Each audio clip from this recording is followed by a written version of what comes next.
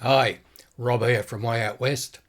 Yesterday I had the pleasure of chatting to Jeff Lang about his upcoming gig at our club Sunday, November the 9th from 2 p.m. The talk was centered around the release earlier this month of his new album, More Life. You will notice at the start of my chat with Jeff that the video starts quite abruptly. This is because silly me forgot to hit the record button at the right time. Anyway, here is the question I was asking Jeff. Jeff, I've been following your career since seeing you perform at the Byron Bay Blues Fest in 1994. You have performed all over the world and released an incredible 32 albums. As a young boy growing up in Geelong, did you envisage yourself as a professional musician? I'd Well, read interviews with people that yep, that I respected and that I liked their music, and they'd talk about touring. And I guess I had a romantic idea of it at that time because, I didn't really know anything about what it was actually like, but I'd read people talking about it, and I just thought that's for me. That's for me. yeah. I felt like I should be doing it.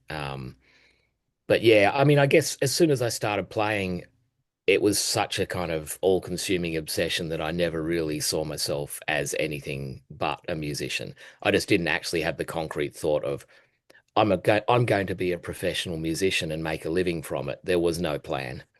Yeah. When did you pick up the guitar, Jeff?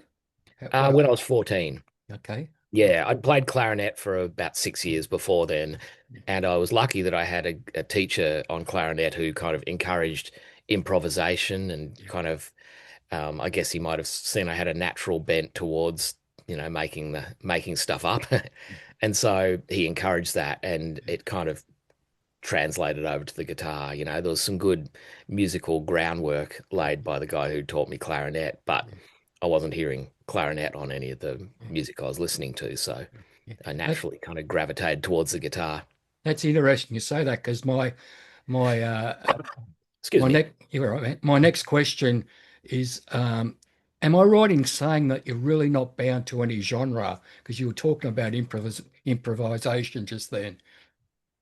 Um, well, I guess, I mean, it's hard to know from inside the thing exactly where it fits for someone else.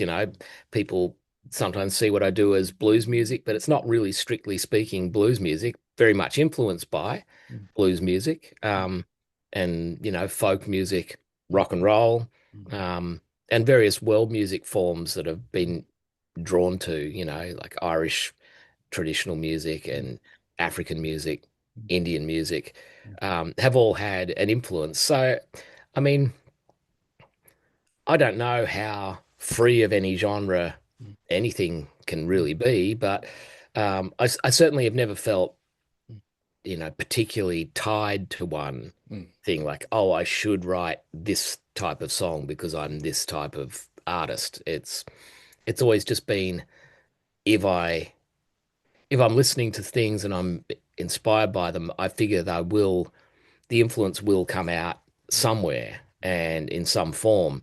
And I've never really worried too much about, mm, um, where that particular song that I've written sits yeah, in a category or a genre. It's never really worried me that much. I just am more interested in, does this song work? And do I feel like I can stand behind it? yeah.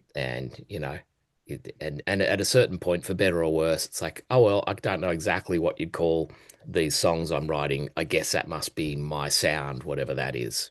I mean, you That's kind of mix things up and you that's get cool. half of it wrong and you forget the other half of what you've been influenced by, and that I guess ends up being your sound. Yeah. It's interesting. If I recall correctly, the big Bill Brunzi, I think, said that all music is folk music because he ain't never heard no horse sing. Yeah, that's right. Yeah. Hmm. Um, you wrote a fantastic book, 2021, Some Memories Never Die, and it is a terrific read. It's a Oh, great read. thanks, man. You cover a lot of things as a traveling musician. Have you got one horror road story for us? Um, well, there's a fair few of them in the book. I mean, the funny thing is, like, if musos sit around and talk about stories from gigs and so on, we never talk about good gig experiences, in passing. It might be like, oh, I see you were playing in Adelaide last weekend. How was that? Oh, yeah, it was good. And then that's the end of it. It was a good gig. It's like, yeah, it was good. Done. But if there's a story to tell about something that's kind of horrendous and embarrassing and humiliating, then we're really keen to talk through that stuff. So, it ends up being a lot of them. I'm trying to think if there's any one particular horror story. I mean, you've caught me on the back foot slightly because I've not prepared. All right. Well, I'll let you think on it, mull on it, and I'll go on to my next question. Your new album, More Life, was released early this month. Includes some incredible artists, collaborations, and co-writes. John Butler, Les Stringer, Don Walker, Mm. Fred Leone, Kerry Simpson, Will Crichton, Susanna Respi, Hatfits, and Cara.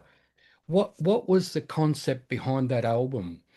Well, I just thought it would be fun to do an album of duets, and then to I mean, the easiest way to do that would be to do pre-existing material, like either songs that I've written before or standards or something like that, because the material's already written. But I wanted to do duets with people whose writing I really enjoy, as well as their sound and their performance style.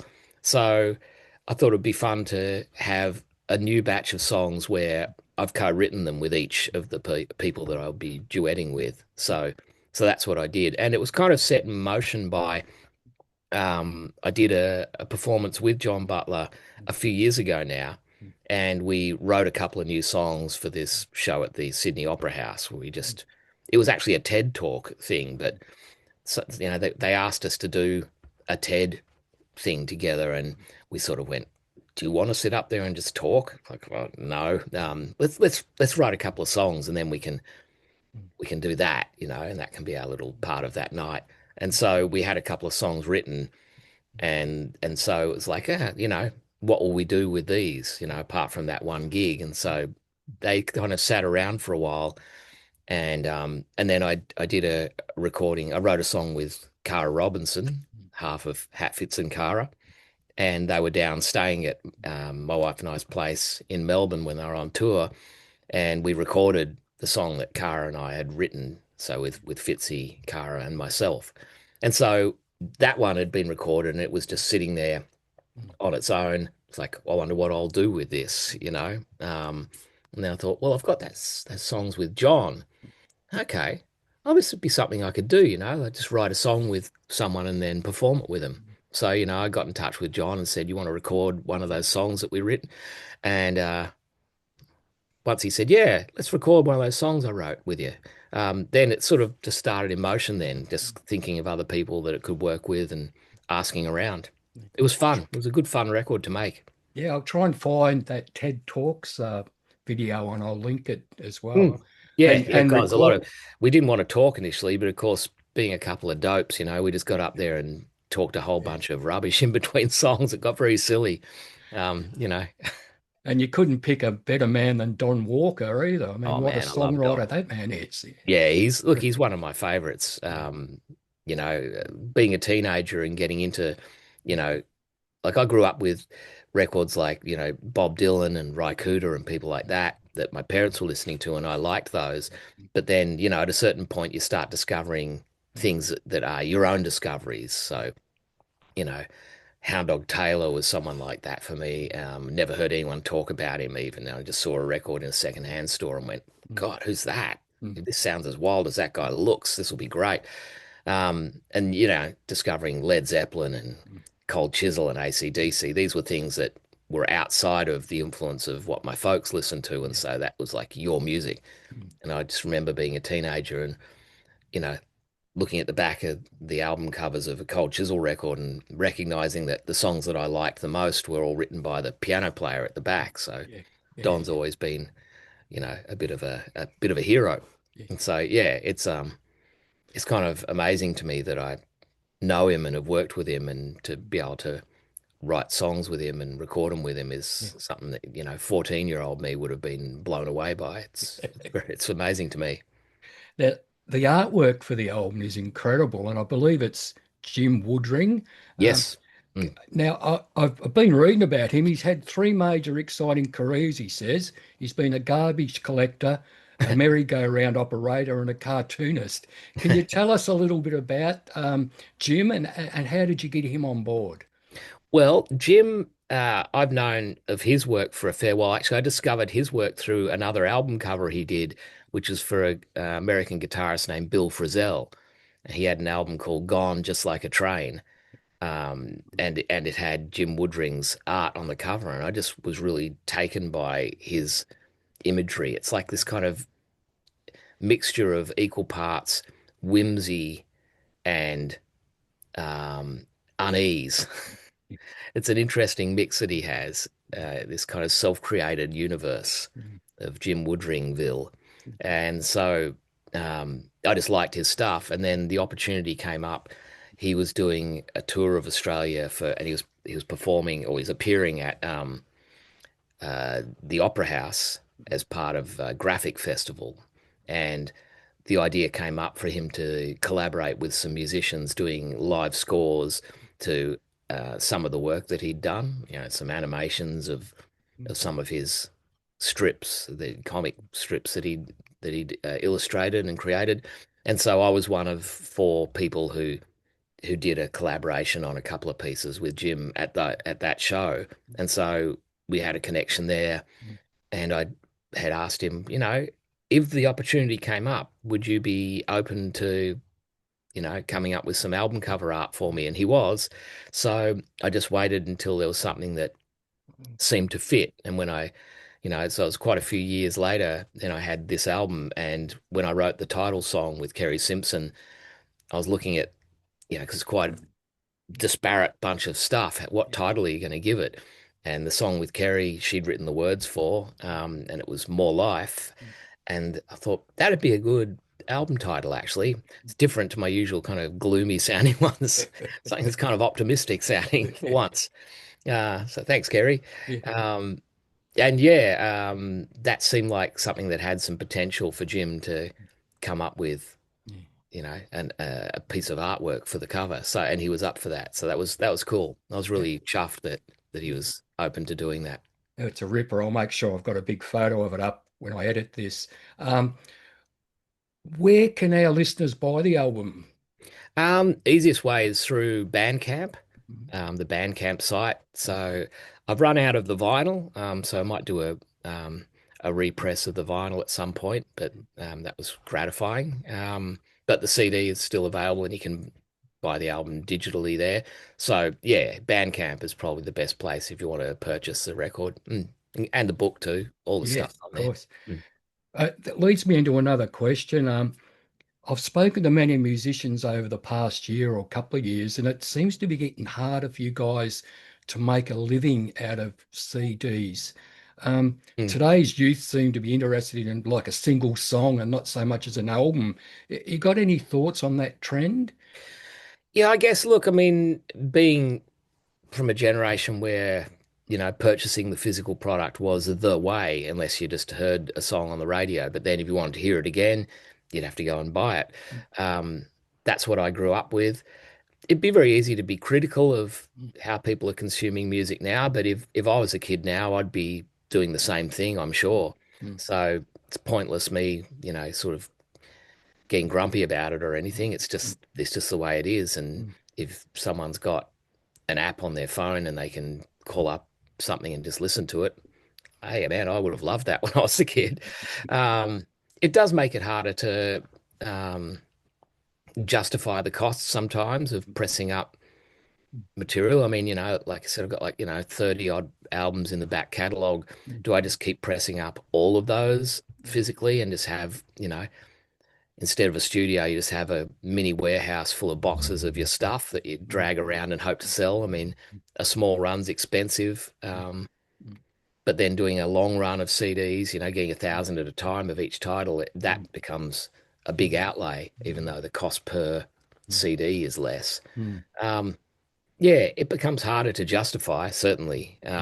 But against that, people who come to shows mm, do still like to mm, pick up mm, physical mm, merchandise, mm, and I know a lot of people have gone to selling t-shirts and things like that instead at the shows. I still kind of hold on to the idea that if I was going to sell something at a show, I'd prefer someone to have music rather than clothing. But, you, I don't want to be accused of being a hypocrite if I change my tune on that somewhere down the track, but that's still the way I prefer to go with it. Even Yeah. the book comes with a 22 song download. So, I like, I figure the whole point is the actual music. So I still try and run with that. But yeah, I mean, I haven't got too much that I can add to it. Yeah, it's harder, but at the same time, the horse has bolted on that one.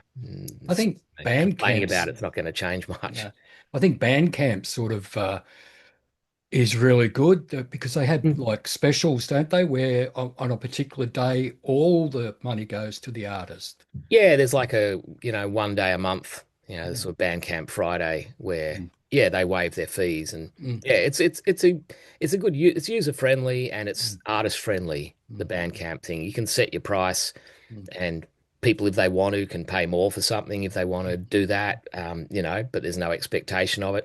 And you can actually to go on there and listen to the stuff too, if mm, you pull up an album of mine or anyone's, you've got tracks that you can play or even sometimes the whole thing and you can listen to it on there. So, it's not,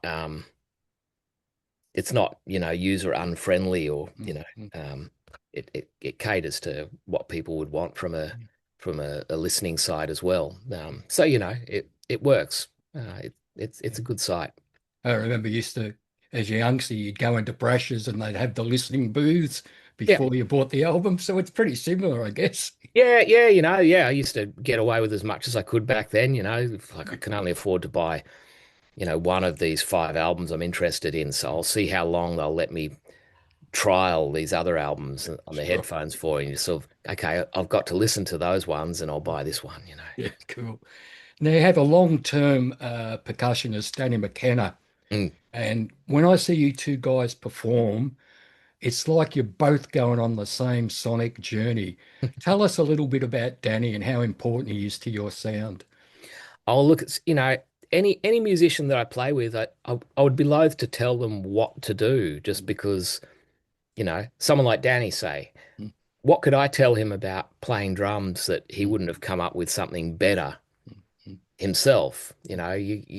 And then you have the extra added bonus that I get, surprised mm, and excited by what he brings because it's not something that you've just sort of dictated to someone else. That to me is that's the way I like to do it. I know some people like to have it very much, arranged and tightened right down. And there's nothing wrong with that if that's what, mm, you know. I mean, one person's um excitement is another person's distraction as far as being a band leader. You're singing a song and something happens you weren't used to. It could be distracting. So I get that, but I always liked that. Um, I hire someone to play with me based on how I enjoy their thinking mm, on their instrument. mm, mm, So I wouldn't want to restrict that. And so yeah, it's a collaborative process mm, and a conversational mm, approach to the mm, music. mm, So that way, when we get mm, going on a song. The song is the kind of the topic of discussion, and off we go and we converse on that song, mm, and then the possibilities expand based on whoever's in the mix with you. So if it's just me and Danny, mm, just him being there expands the possibilities for that song. mm, Um, mm, and I've had bands a long time ago where I'd have songs and you know, what they would play on it would feel like it's sort of restricted where you could go with the mm, song. mm, Because when you play solo, it's very liberated. mm, You mm, can just kind of take a jag left in the middle of a song or a jag right and change it dramatically on the spur of the moment mm, because there's no one else who has to follow you. But if you have, a player like Danny there, then you're still able to do that. They can go with you. mm, mm, But also he might do something that sort of pushes me off into a different zone in a song. mm, mm, And so it's not completely up to me mm, to take things where they might go. mm, They might lead you somewhere. And so it's mm. yeah, it's fun for me, Yeah. exciting. Yeah, we can see it's fun, mate, when you're with him. Mm. Now, when you hit the stage, do you have a predetermined set list, or do you wait and get a sense of what the audience wants? Um, it's like it's kind of like the latter.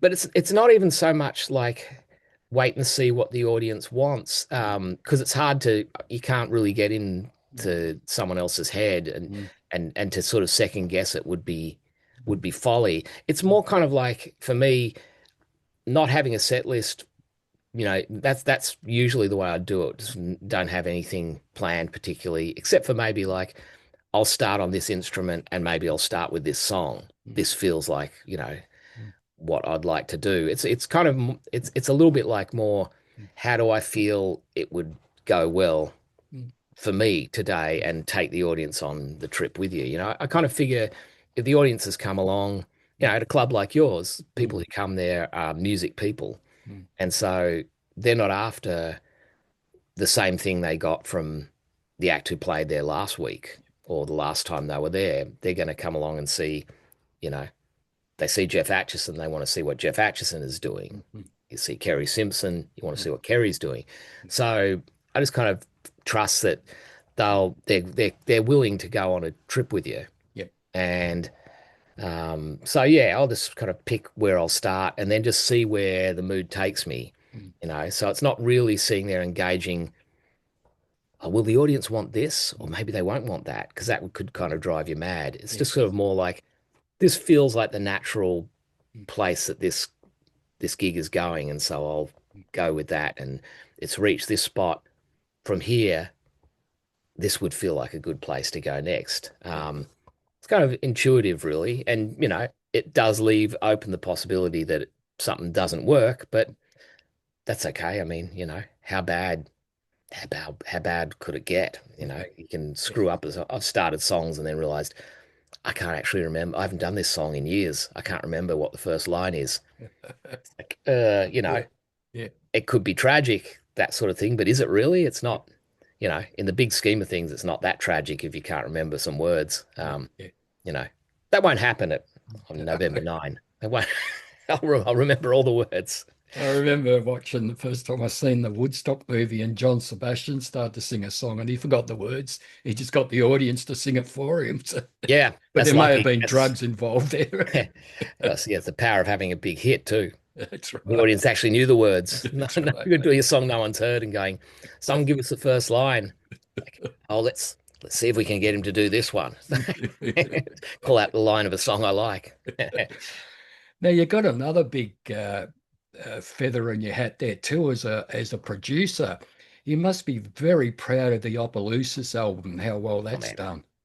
Well, I mean, they're a very easy band to record because Mm, they've got such a strong, identifiable, unique sound mm, that you just set up some microphones and get your levels sorted and hit record, and out comes this amazing sound. You don't mm, have to do anything to mm, create that sound. yeah, It's not hard. mm, Um, yeah, I mean, I really enjoy mm, recording people and producing other people's music. It's to me, it's like kind of um, it's just the other side of the coin of the same reason why I play music. Just being in love with music, in love with mm, sound.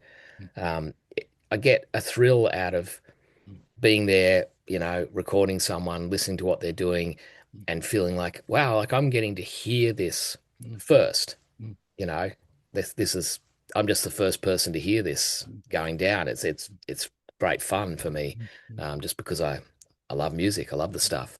mm, So it's not the same as playing yourself, but it's not like it's a world removed though. Like I said, it mm, just feels like the other side of the coin. mm. Yeah, I really enjoy it. No, cool. Now, I hope I'm not out of line with this question, but anyway, I'm going to ask How it.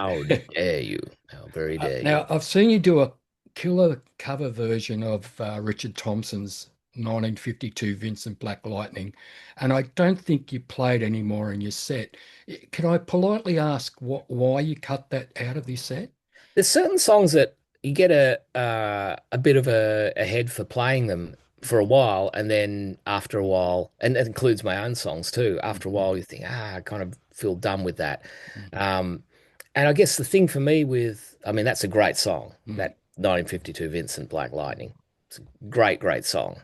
He's, you know, Thompson's one of my heroes. mm, He's a mm, great songwriter and guitar player, mm, great performer. mm, Um, but I guess like it came, you know, the desire to put that one away came from a couple of things for me because it felt like I was playing it all the time. I was playing like that at every show for a few years, mm, mm, and it started to feel like that was becoming like a bit of a signature piece in my set. mm, And it is actually one of his signature pieces. I mean, I think I saw an interview with him where he was mm, saying that you know, he did like a poll on through his website of, you know, like audience request poll, and that one was by quite a margin the number one requested song. He would play that at every show. Band show, the band would take five and he would play that song. Solo gig, he would always play it.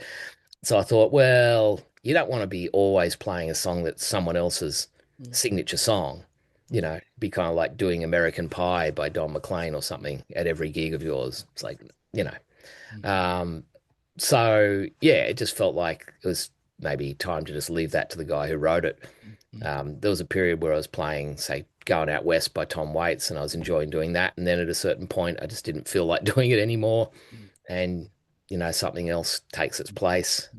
There's songs of mine where, mm, you know, there might be a song that was always something that I'd, you know, either finish the gig with or reach a sort of a peak in the middle of a set with. mm, And then at a certain point, you just get kind of not tired of the song, but something else comes along that you get excited by and it replaces it. mm, You know, there's certain songs have a function in a gig.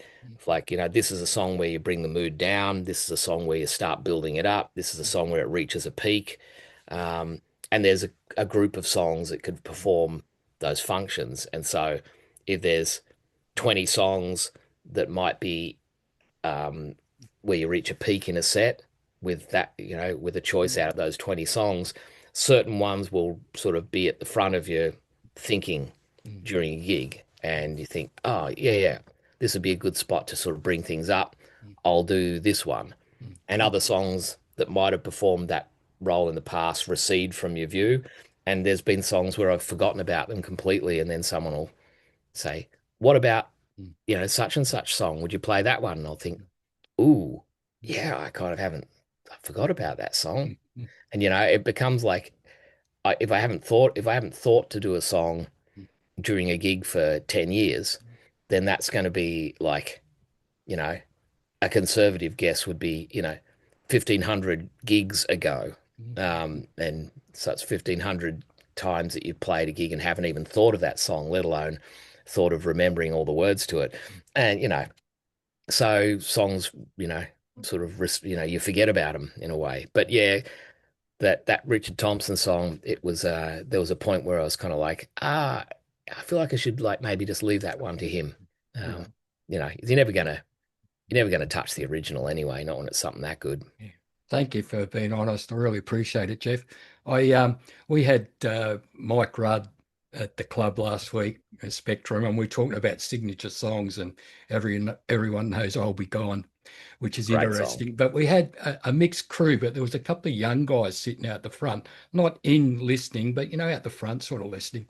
And I walked past one of them, and Mike just started doing "I'll Be Gone," and the kid goes, "I know that song. Now, who did the original?" And I went, and I told Mike that, and he had a real laugh. That's great. And yeah, and that's the thing too. It's a real, you know, if you've written a song and it becomes like that, that's a real, I mean, you know, that's a great thing for Mike. He's written something that's kind of, it's almost become like folk music in a way, Mm, where there's a, you know, someone, you know, maybe five generations down the, you know, down the timeline from him and goes, oh yeah, yeah, I know that. I mm, wonder who did the original. yeah, It's become almost like a folk song. yeah. That's a real compliment. Yeah, you're right, because the week before we had the blues band Catch 23 in the house, and they did "I'll Be Gone," and I didn't have the heart to go up and say, "Hey guys, you can come and see the real guys sing this next week." Give the gig a plug. Yeah, Yeah. that's right. Um, so what can we expect for the gig at Way Out West, mate? What are we Yeah. gonna? Is So Danny yeah, coming? I'm actually going to be playing a solo show. That's It's my cool. That's birthday. good. It's my Oh, is birthday. it? You Yeah. beauty. Yeah, I'm going to be playing there on my birthday. All right. And yeah, I'll be doing a bunch of the songs that are on the More Life album, but I'll be doing them with just me singing them, so it gives it a different slant, and playing them solo gives them a different slant as well.